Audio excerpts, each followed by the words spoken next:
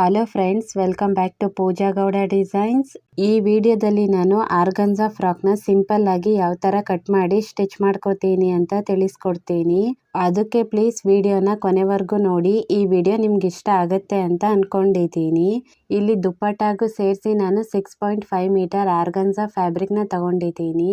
ಜೊತೆಗೆ 3.5 metre lining ಫ್ಯಾಬ್ರಿಕ್ನ ತಗೊಂಡಿದ್ದೀನಿ. ಇಲ್ಲಿ ಮೊದಲಿಗೆ ನಾನು ಲೈನಿಂಗ್ ಅಲ್ಲಿ ಮಾರ್ಕ್ ಮಾಡ್ಕೋತೀನಿ. ಇಲ್ಲಿ ನಾನು ಟಾಪ್ನ ಮಾರ್ಕ್ ಮಾಡೋಕೆ ಅಂತ ಲೈನಿಂಗ್ ನ 2 ಫೋಲ್ಡ್ ಮಾಡಿ ಇಟ್ಕೊಂಡಿದ್ದೀನಿ. ಇದು ಓಪನ್ ಸೈಡ್ ಆಗಿದೆ ಹಾಗೂ ಇದು ಕ್ಲೋಸ್ಡ್ ಸೈಡ್ ಆಗಿದೆ. ಇಲ್ಲಿ ಮೊದಲಿಗೆ ನಾನು ಬ್ಯಾಕ್ ಪಾರ್ಟ್ ನ ಮಾರ್ಕ್ ಮಾಡ್ಕೋತೀನಿ. ಇಲ್ಲಿ ಟಾಪ್ ಲೆಂತ್ ಬಂದು 14.5 ಇಂಚ್ಗೆ ತಗೊಂಡಿದ್ದೀನಿ. ಶೋಲ್ಡರ್ ನ 7 ಇಂಚ್ಗೆ ಮಾರ್ಕ್ ಮಾಡ್ಕೋತೀನಿ. ಆರ್ಮೋಲ್ ನ ಕೂಡ 7 ಇಂಚ್ಗೆ ಮಾರ್ಕ್ ಮಾಡ್ಕೋತೀನಿ. ನಂತರ ಇದನ್ನ ಗೆರೆ ಎಳೆದು ಸೇರಿಸ್ಕೋತೀನಿ. ಇಲ್ಲಿ ಚೆಸ್ಟ್ ಮೆಜರ್ಮೆಂಟ್ ಬಂದು 38 ಇಂಚ್ ಇದೆ. ಇದನ್ನ 4 ಭಾಗ ಮಾಡಿದಾಗ 9.5 ಇಂಚ್ ಬರುತ್ತೆ. ಪ್ಲಸ್ 2 ಇಂಚ್ ಮಾರ್ಜಿನ್ ಸೇರಿಸಿ 11.5 ಇಂಚ್ಗೆ ಮಾರ್ಕ್ ಮಾಡ್ಕೋತೀನಿ. ಇಲ್ಲಿ ವೆಸ್ಟ್ ಮೆಜರ್ಮೆಂಟ್ ಬಂದು 8 ಇಂಚ್ ಇದೆ. ಪ್ಲಸ್ 2 ಇಂಚ್ ಮಾರ್ಜಿನ್ ಸೇರಿಸಿ 10 ಇಂಚ್ಗೆ ಮಾರ್ಕ್ ಮಾಡಿ ಗೆರೆ ಎಳೆದು ಸೇರಿಸ್ಕೋತೀನಿ. ಇಲ್ಲಿ ಆರ್ಮೋಲ್ ಶೇಪ್ನ ತೆಗಿಯೋಕೆ ಅಂತ 1 ಇಂಚ್ಗೆ ಮಾರ್ಕ್ ಮಾಡಿ ಶೇಪ್ನ ಕೊಟ್ಕೋತೀನಿ. ಇಲ್ಲಿ ನೆಕ್ ಶೇಪ್ನ ತೆಗಿಯೋಕೆ ಅಂತ ನೆಕ್ ವಿಡ್ತ್ನ 3.5 ಇಂಚ್ಗೆ ಮಾರ್ಕ್ ಮಾಡ್ಕೋತೀನಿ. ನೆಕ್ ಡೀಪ್ನ 9 ಇಂಚ್ಗೆ ಮಾರ್ಕ್ ಮಾಡ್ಕೋತೀನಿ. ಇವಾಗ ಇದನ್ನ ಗೆರೆ ಎಳೆದು ಸೇರಿಸ್ಕೋತೀನಿ. ಇವಾಗ ಇಲ್ಲಿ ಹೀಗೆ ನೆಕ್ ಶೇಪ್ನ ಕೊಟ್ಕೋತೀನಿ. ಶೋಲ್ಡರ್ ಡೌನ್ನ 1/2 ಇಂಚ್ಗೆ ಮಾರ್ಕ್ ಮಾಡಿ ಗೆರೆ ಎಳೆದು ಸೇರಿಸ್ಕೋತೀನಿ. ಇಲ್ಲಿ ಬ್ಯಾಕ್ ಪಾರ್ಟ್ ಮಾರ್ಕ್ ಆಗಿದೆ. ಇವಾಗ ಇದನ್ನ ಕಟ್ ಮಾಡ್ಕೋತೀನಿ. ಕಟ್ ಆಗಿದೆ. ಈ ತರ ಬ್ಯಾಕ್ ಪಾರ್ಟ್ ನ ಕಟ್ ಮಾಡ್ಕೊಂಡಿದ್ದೀನಿ. ಇವಾಗ ಇಲ್ಲಿ ಫ್ರಂಟ್ ಪಾರ್ಟ್ ನ ಮಾರ್ಕ್ ಮಾಡ್ಕೋತೀನಿ. ಈ ಫ್ರಂಟ್ ಪಾರ್ಟ್ ಪೀಸ್ ಮೇಲೆ ಬ್ಯಾಕ್ ಪಾರ್ಟ್ ನ ಇಟ್ಕೋತೀನಿ. ಇವಾಗ ಈ ಆರ್ಮೋಲ್ ಶೇಪ್ ನ ಮಾರ್ಕ್ ಮಾಡ್ಕೋತೀನಿ.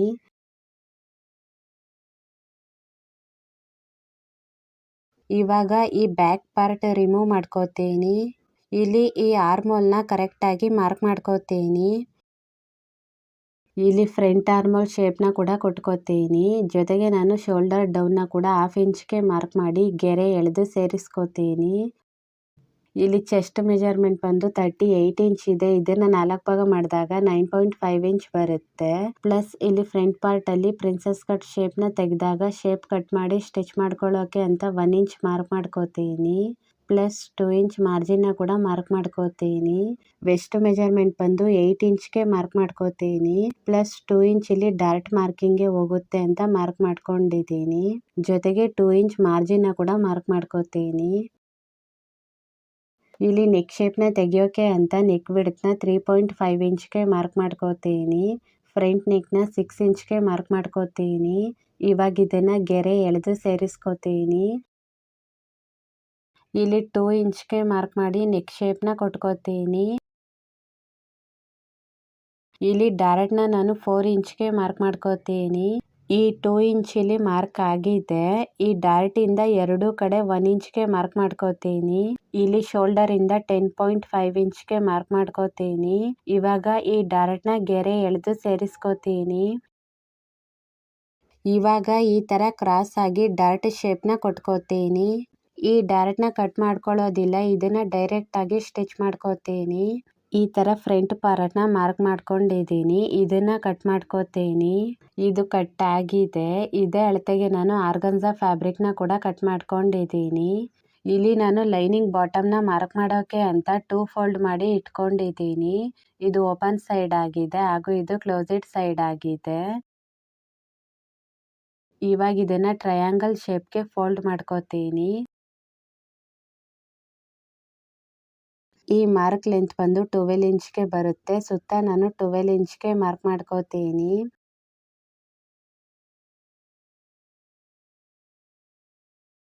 ಮಾರ್ಕ್ ಆಗಿದೆ. ಇವಾಗ ಇದನ್ನ ಡಾರ್ಕ್ ಮಾಡ್ಕೋತೀನಿ. ಇದನ್ನ ಮೆಜರ್ ಮಾಡಿ ನೋಡಿದಾಗ ಕರೆಕ್ಟ್ ಆಗಿ 10 ಇಂಚ್ ಬಂದಿದೆ. ಟಾಪ್ ವೆಸ್ಟ್ ಕೂಡ 10 ಇಂಚ್ಗೆ ತಗೊಂಡಿದ್ದೀನಿ. ಇಲ್ಲಿ ಬಾಟಮ್ ಲೆಂತ್ ನ 34 ಇಂಚ್ಗೆ ಮಾರ್ಕ್ ಮಾಡ್ಕೋತೀನಿ. ಇಲ್ಲಿ ಆರ್ಗನ್ಜಾ ಫ್ಯಾಬ್ರಿಕ್ ಬಾಟಮ್ ಲೆಂತ್ ಬಂದು 35 ಇಂಚ್ ಇದೆ. ಇದು ಲೈನಿಂಗ್ ಆಗಿರೋದ್ರಿಂದ 1 ಇಂಚ್ ನ ಲೆಸ್ ಮಾಡಿ 34 ಇಂಚ್ಗೆ ಮಾರ್ಕ್ ಮಾಡ್ಕೋತಿದ್ದೀನಿ. ಮಾರ್ಕ್ ಆಗಿದೆ ಇದು. ಇವಾಗ ಇದನ್ನ ಕಟ್ ಮಾಡ್ಕೋತೀನಿ. ಕಟ್ ಆಗಿದೆ.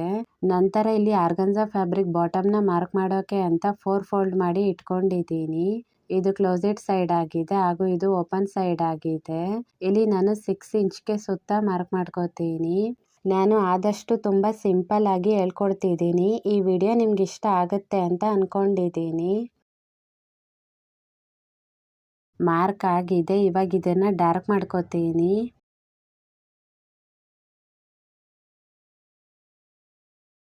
ಇದನ್ನ ಮೆಜರ್ ಮಾಡಿ ನೋಡಿದಾಗ ಕರೆಕ್ಟಾಗಿ 10 ಇಂಚ್ ಬರುತ್ತೆ. ಬಾಟಮ್ ಲೆಂತ್ನ 35 ಇಂಚ್ಗೆ ಮಾರ್ಕ್ ಮಾಡ್ಕೋತೀನಿ.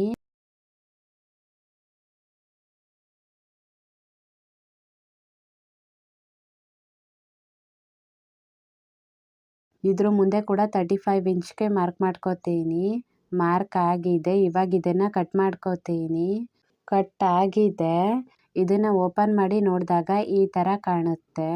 ಈ ತರ ಆರ್ಗನ್ಸಾ ಫ್ರಾಕ್ನ ಕಟ್ ಮಾಡ್ಕೊಂಡಿದ್ದೀನಿ. ಇಲ್ಲಿ ಫ್ರಂಟ್ ಪಾರ್ಟ್ನ ಯಾವ ತರ ಸ್ಟಿಚ್ ಮಾಡ್ಕೋತೀನಿ ಅಂತ ಮಿಷಿನಲ್ಲಿ ತಿಳಿಸ್ಕೊಡ್ತೀನಿ. ಇಲ್ಲಿ ನಾನು ಮೊದಲಿಗೆ ಆರ್ಗನ್ಸಾ ಫ್ಯಾಬ್ರಿಕ್ನ ಸೀದಾ ಸೈಡ್ ಬರೋ ರೀತಿ ಇಟ್ಕೊಂಡಿದ್ದೀನಿ. ಇದ್ರ ಮೇಲೆ ನಾನು ಹೀಗೆ ಲೈನಿಂಗ್ನ ಇಟ್ಕೋತೀನಿ. ಈ ಡಾರ್ಟ್ ಬಂದು ಹೀಗೆ ಲೈನಿಂಗ್ ಒಳಗಡೆ ಹೋಗಿರ್ಬೇಕು. ಈ ತರ ನೋಡ್ಕೊಂಡು ಇಟ್ಕೋತೀನಿ. ಇಲ್ಲಿ ನೆಕ್ ಹತ್ರ 1/2 ಇಂಚ್ ಬಿಟ್ಟು ಸ್ಟಿಚ್ ಮಾಡ್ಕೋತೀನಿ.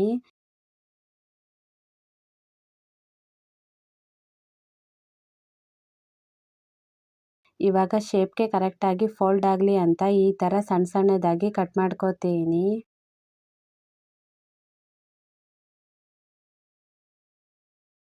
ಕಟ್ ಆಗಿದೆ. ನಂತರ ಇದನ್ನ ಪಲ್ಟಾಯಿಸ್ಕೋತೀನಿ. ಇವಾಗ ನೆಕ್ಕಿಂದ ಹಿಡಿದು ಹೀಗೆ ಸುತ್ತ ಲೈನಿಂಗ್ನ ಆರ್ಗನ್ಸಾ ಫ್ಯಾಬ್ರಿಕ್ಗೆ ಅಟ್ಯಾಚ್ ಮಾಡ್ಕೋತೀನಿ.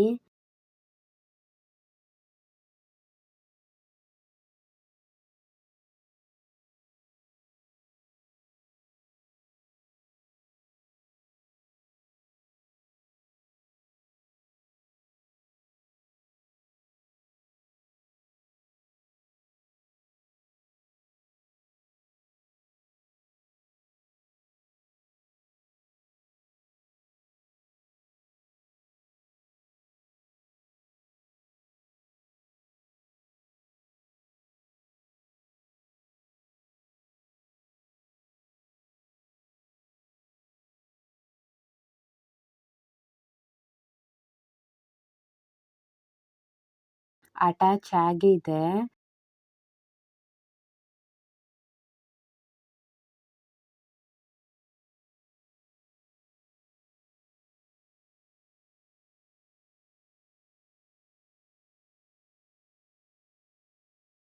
ನಂತರ ಈ ಡಾರ್ಟ್ನ ಹೀಗೆ ಫೋಲ್ಡ್ ಮಾಡಿ ಸ್ಟಿಚ್ ಮಾಡ್ಕೋತೀನಿ.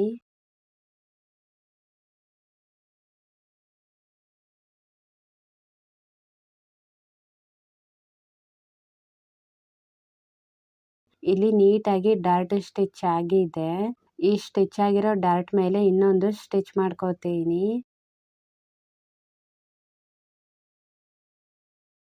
ಇದೇ ತರ ಈ ಕಡೆ ಡಾರ್ಟ್ನು ಕೂಡ ಫೋಲ್ಡ್ ಮಾಡಿ ಸ್ಟಿಚ್ ಮಾಡ್ಕೋತೀನಿ.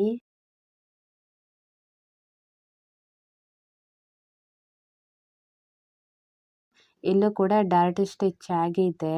ಇವಾಗ ಇದನ್ನ ಈ ಕಡೆ ಬರೋ ತರ ಇಟ್ಕೊಂಡು ಈ ಡಾರ್ಟ್ ಮೇಲೊಂದು ಸ್ಟಿಚ್ ಮಾಡ್ಕೋತೀನಿ.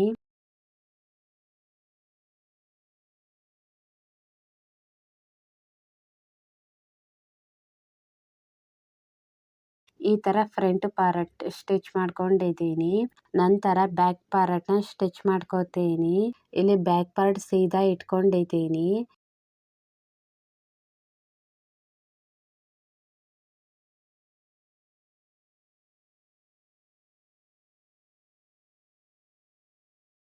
ಸ್ಟಿಚ್ ಆಗಿದೆ. ಇಲ್ಲಿ ಸಣ್ಣ ಸಣ್ಣದಾಗಿ ನೆಕ್ ಹತ್ರ ಕಟ್ ಮಾಡಿ ಪಲ್ಟಾಯಿಸ್ಕೋತೀನಿ. ನಂತರ ಇದನ್ನ ಪಲ್ಟಾಯಿಸ್ಕೊಂಡು ನೆಕ್ಕಿಂದ ಹಿಡಿದು ಲೈನಿಂಗ್ ಮತ್ತೆ ಆರ್ಗನ್ಸಾ ಫ್ಯಾಬ್ರಿಕ್ ಎರಡನ್ನು ಅಟ್ಯಾಚ್ ಮಾಡ್ಕೋತೀನಿ.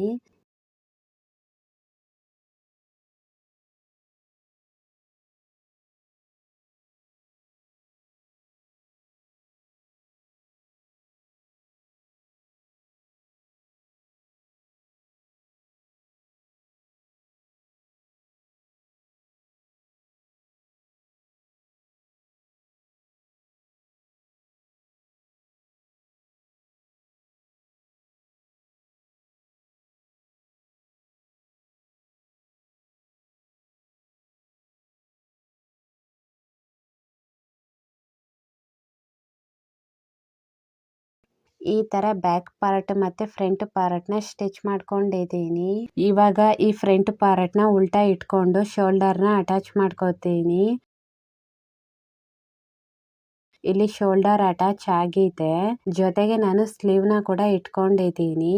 ಇಲ್ಲಿ ಫ್ರಂಟ್ ಸೈಡ್ ಬರೋ ಹಾಗೆ ಬ್ಯಾಕ್ ಸೈಡ್ ಬರೋ ಹಾಗೆ ಇಟ್ಕೊಂಡಿದ್ದೀನಿ.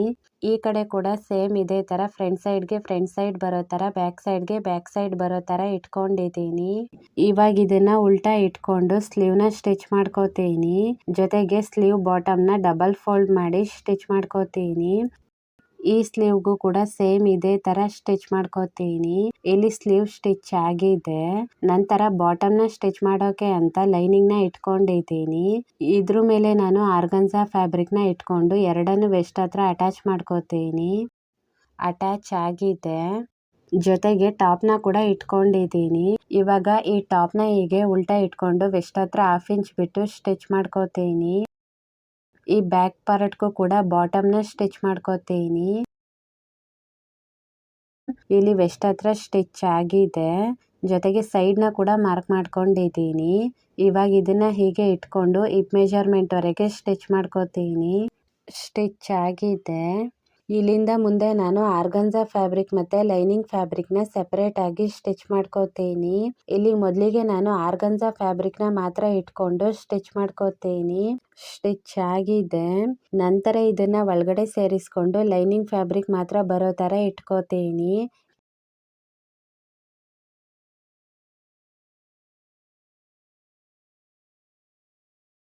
ಇವಾಗ ಲೈನಿಂಗ್ ಫ್ಯಾಬ್ರಿಕ್ ನ ಸ್ಟಿಚ್ ಮಾಡ್ಕೋತೀನಿ. ಈ ಕಡೆ ಕೂಡ ಸೈಡ್ ನ ಸೇಮ್ ಇದೇ ತರ ಸ್ಟಿಚ್ ಮಾಡ್ಕೋತೀನಿ. ಈ ತರ ಸ್ಟಿಚ್ ಮಾಡ್ಕೊಂಡ್ರೆ ಸೈಡ್ ಫಿನಿಶಿಂಗ್ ನೀಟಾಗಿ ಬರುತ್ತೆ. ಜೊತೆಗೆ ಲೈನಿಂಗ್ ಬಾಟಮ್ ನ ಡಬಲ್ ಫೋಲ್ಡ್ ಮಾಡಿ ಸ್ಟಿಚ್ ಮಾಡ್ಕೋತೀನಿ. ಆರ್ಗನ್ಸಾ ಫ್ಯಾಬ್ರಿಕ್ ಬಾಟಮ್ ನ ಕೂಡ ಡಬಲ್ ಫೋಲ್ಡ್ ಮಾಡಿ ಸ್ಟಿಚ್ ಮಾಡ್ಕೋತೀನಿ. ಇಲ್ಲಿ ಸೈಡ್ ಮತ್ತೆ ಬಾಟಮ್ ಸ್ಟಿಚ್ ಆಗಿದೆ. ಇಲ್ಲಿ ಬ್ಯಾಕ್ ಪಾರ್ಟ್ ಟಾಪ್ಗೆ ಅಂತ ನಾನು ಲಟ್ಕನ್ನ ಕಟ್ ಮಾಡಿ ಸ್ಟಿಚ್ ಮಾಡ್ಕೊಂಡಿದ್ದೀನಿ. ಈ ತರ ಆರ್ಗನ್ಸಾ ಫ್ಯಾಬ್ರಿಕ್ ನ ಯೂಸ್ ಮಾಡ್ಕೊಂಡು ಸಿಂಪಲ್ ಆಗಿರುವಂತಹ ಫ್ರಾಕ್ ನ ಸ್ಟಿಚ್ ಮಾಡ್ಕೊಂಡಿದ್ದೀನಿ. ಈ ಫ್ರಾಕ್ ಗೆ ಪೇರ್ ಆಗಿ ದುಪಟ್ಟಾಗೆ ಲೇಸ್ ನ ಕೂಡ ಅಟ್ಯಾಚ್ ಮಾಡ್ಕೊಂಡಿದ್ದೀನಿ. ಈ ವಿಡಿಯೋ ನಿಮ್ಗೆ ಇಷ್ಟ ಆಗಿದ್ರೆ ಪ್ಲೀಸ್ ನನ್ನ ಚಾನಲ್ಗೆ ಲೈಕ್ ಮಾಡಿ, ಶೇರ್ ಮಾಡಿ, ಜೊತೆಗೆ ಸಬ್ಸ್ಕ್ರೈಬ್ ಕೂಡ ಮಾಡ್ಕೊಳ್ಳಿ. ಇದೇ ತರ ಕನ್ನಡದಲ್ಲಿ ಇನ್ನೂ ಜಾಸ್ತಿ ವಿಡಿಯೋಸ್ ಮಾಡ್ತಾ ಇರ್ತೀನಿ. ಪ್ಲೀಸ್ ನನಗೆ ಸಪೋರ್ಟ್ ಮಾಡಿ. ನನ್ನ ವಿಡಿಯೋ ನೋಡಿದ್ದಕ್ಕೆ ತುಂಬ ಥ್ಯಾಂಕ್ಸ್ ಫಾರ್ ವಾಚಿಂಗ್.